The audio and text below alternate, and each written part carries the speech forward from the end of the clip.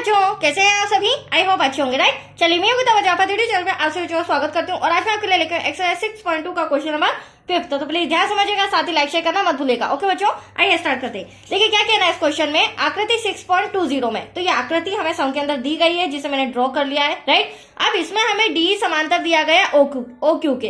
तो आप देख सकते हैं डी ये रेखा है, इसको समांतर बताया गया है ओ क्यू के। कहने का मतलब ये है समांतर तब तो रेखाएं होती है जब वो आपस में बराबर होती है। इसका मतलब ये समांतर है क्योंकि आपस में बराबर है। और डीएफ समांतर है ओ आर के। तो ये रही डीएफ रेखा जो कि समांतर दी गई है ओ आर के। अब दर्शाइए मतलब कि सिद्ध कीजिए कि जो ईएफ है वो क्यू आर के समांतर है या नहीं। तो आप देख सकते हैं ये ब्लैक पेन से मैंने इसे रेखा खींची है, ईएफ समांतर होना चाहिए क्यू आर के। तो ये दोनों रेखाएं हमें समांतर सिद्ध करके बताना है। तो एटलीस्ट क्वेश्चन समझ में आया। चलिए हम स्टार्ट करते हैं सॉल्यूशन। सबसे पहले दिया है लिख लेंगे, फिर सिद्ध करना है, लिख के फिर सॉल्व करते हैं, राइट बच्चों। तो चलिए सबसे पहले दिया है, क्या दिया गया है सम के अंदर हमें दिया है डी रेखा समांतर है ओ क्यू के एवं डीएफ रेखा ये भी समांतर है मतलब कि बराबर है ओ आर के। ये चीज हमें दी गई है, राइट। अब हमें सिद्ध करना है, वो भी हम लिख लेते हैं। तो देखिए सिद्ध क्या करना है बच्चों, सिद्ध करना है ईएफ, ये वाली जो ईएफ रेखा है वो समांतर होना चाहिए क्यू आर के। तो यहां हम वो भी लिख लेते हैं, ईएफ समांतर होना चाहिए क्यू आर के। ये हमें प्रूफ करके बताना है। चलिए अब सम स्टार्ट करते हैं। ड्रॉ में आ जाइए, यहाँ पे ध्यान से देखिएगा हम किस तरह से इसे सिद्ध करेंगे, सॉल्व करेंगे। तो देखो आप देख रहे होंगे ड्रॉ में मैंने इस तरह से हाथ रखा है। तो पी ओ क्यू एक आपको त्रिभुज ट्रायंगल नजर आ रहा है, ठीक है। अब इस त्रिभुज को मैंने क्यों लिया है, क्योंकि हमें सम के अंदर क्या बोला गया है, जो डी रेखा है वो ओ क्यू के समांतर है। मतलब कि ये दो रेखाएं भी हमें इसके अंदर समांतर नजर आ रही है।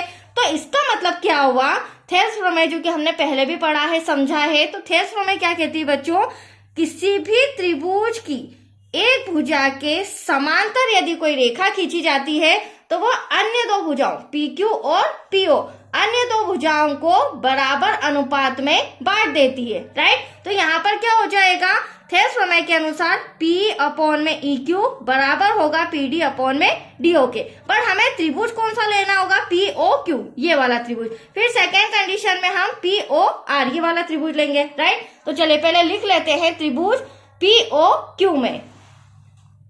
तो यहाँ पे लिखेंगे त्रिभुज POQ में जो डी रेखा है वह समांतर है OQ के, क्योंकि हमें सम में दिया गया भी है, राइट। ये देख लीजिए मैंने एक ड्रॉ किया भी है, इसमें समझ लेते हैं। तो त्रिभुज POQ में डी समांतर है OQ के, इसीलिए थेल्स प्रमेय के अनुसार PE अपॉन में EQ हो जाएगा बच्चों, जो कि मैं यहाँ पर लिख रही हूँ। PE अपॉन में EQ बराबर होगा PD अपॉन में DO के, राइट। यहां लिख देते हैं हम थेल्स प्रमेय के अनुसार, क्या थेल्स प्रमेय से ब्रैकेट लगाएंगे, ये हो जाएगा हमारा इक्वेशन नंबर फर्स्ट। यहां तक कोई डाउट आपको? चलिए अब मैंने ये वाला त्रिभुज तो लिया POQ, अब हम लेंगे ये वाला त्रिभुज, इससे हम सेकेंड इक्वेशन लेके आएंगे POR। अब जब ये वाला ट्रायंगल लेंगे बच्चों तो इसमें भी हमें सम के अंदर दे रखा है जो डीएफ है वो किसके समांतर है, OR के। हमें सम के अंदर क्लियरली दिया है डीएफ समांतर है OR के।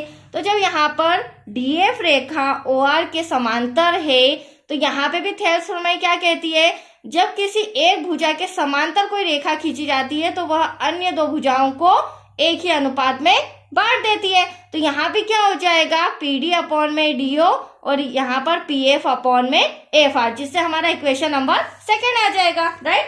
तो चलिए यहाँ पर हम लिख लेते हैं त्रिभुज त्रिभुज POR में। अब POR में जो हमारा DF है वह समांतर है OR के, और जब ये दोनों आपस में समांतर है तो हम यहाँ पर कह सकते हैं जो PF अपॉन में FR बराबर होगा PD अपॉन में DO के। तो PF अपॉन में FR बराबर है PD अपॉन में DO के। ब्रैकेट में आ जाएगा थेल्स प्रमेय से,